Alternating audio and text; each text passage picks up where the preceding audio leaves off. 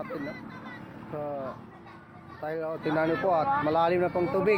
Sa lalim ng tubig, isinakay na sa bangka ang mga inilika sa Taga-Datu, Montawal, Maguindanao del Sur. Bukod sa walang puknat na pag-ulan, nagpalala rin sa baha ang pag-apaw ng Pulangi River. Ayon sa Provincial Disaster Risk Reduction and Management Office, 17 sa 24 na bayan ang binaha. Aabot sa mahigit 70,000 individual ang apektado. Malawakan din ang pagbaha sa Pikit, Cotabato, kaya bangka rin ang gamit ng mga rescuer. Mahigit 13,000 residente ang binaha.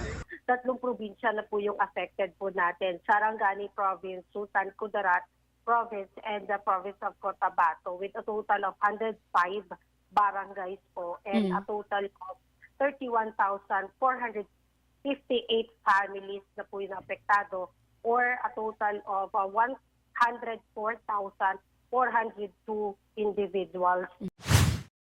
Sa Matanog, Maguindanao del Norte, natagpuan na ang bangkay ng lahat ng 4 na batang tinangay ng baha nung nakaraang linggo.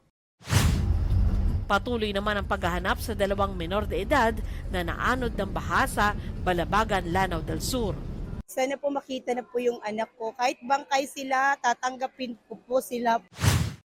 Hanggang dibdib ang baha sa Zamboanga City. Gumamit ng lubid at floatable materials ang mga tauhan ng PCG sa pag-rescue sa aabot sa mahigit 700 residente. Ayon sa Pag-asa, southwest monsoon o hanging habagat ang nagpapaulan sa malaking bahagi ng bansa. Sa pinakahuling tala ng NDRRMC, isa ang kumpirmadong nasawi mula sa Northern Mindanao. Nagka-landslide naman sa Talisay, Cebu at Real Quezon dahil sa lakas ng ulan nitong weekend. Bubuhos rin ang ulan kanina sa ilang lugar sa Metro Manila dahil sa thunderstorm. Nagdulot yan ng pagbaha at bahagyang pagbagal ng daloy ng trapiko.